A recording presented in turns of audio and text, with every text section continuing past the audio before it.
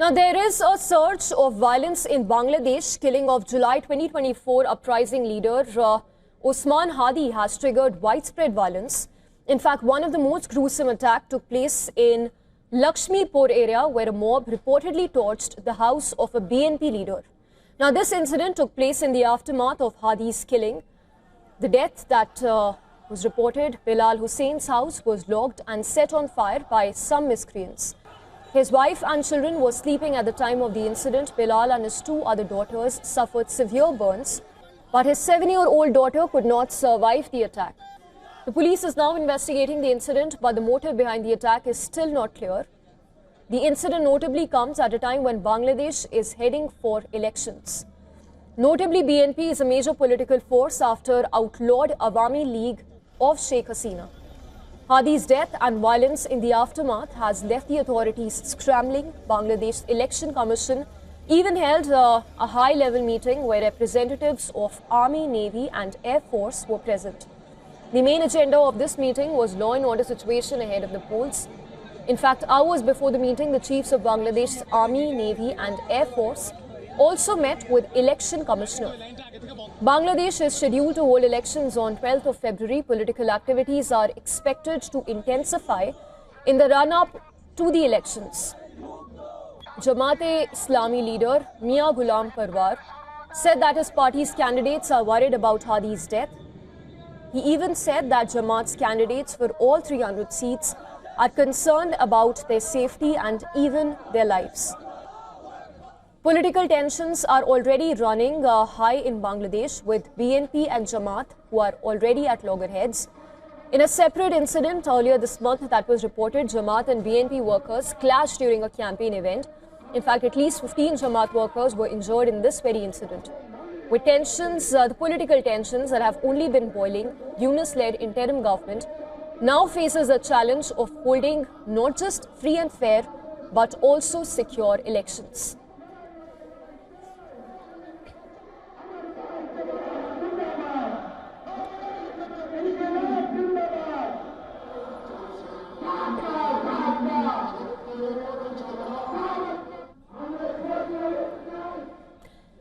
And let's go across to WION's Assistant Editor Foreign Affairs, Siddhant Sibal, who's joining us live from the national capital. Siddhant, in wake of the unrest that we are seeing in Bangladesh with respect to the death of the student leader, talk to us about the fallout in the relations between India and Bangladesh, and also the statements that have been coming in from both the sides. Well, let me put a few things in context.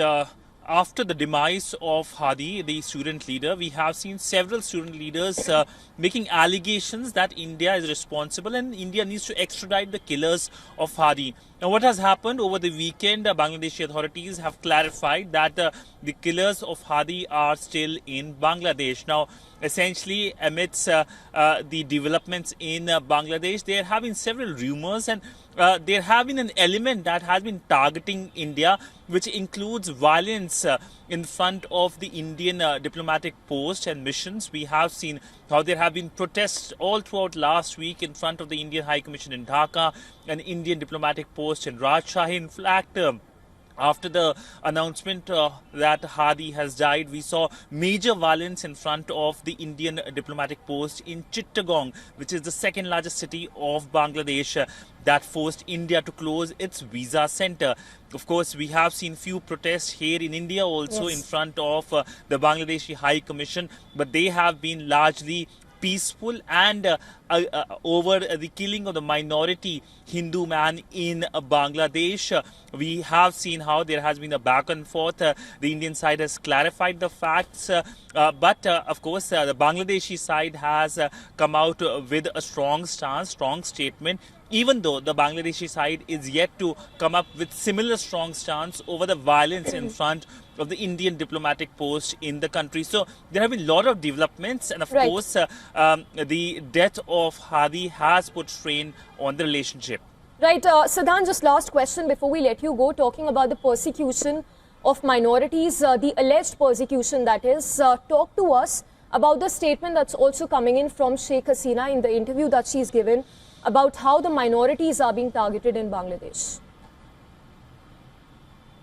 Well, ever since we saw the new government taking charge after the so-called revolution in the country last year under the leadership of the interim leader Yunus, who took charge essentially of the new government, we have seen situation of the minorities deteriorating in the country. Now, what has happened last week is the killing of a Hindu man, and this has been confirmed by the Bangladeshi government. Of course, the Bangladeshi government has arrested approximately 10 people, but India has raised its concerns over the situation of the Hindu minorities. The big question is, ahead of the elections next year on 12th of February, will the violence increase? That's the big worry, and we have seen how the US Embassy in Dhaka has also introduced a caution, an advisory for its nationals. So the big worry remains on the specter of violence. Will it increase? And also the situation of the Hindu minorities and minorities from other religions, as there has been a reported increase in violence in the country ahead of the elections next year.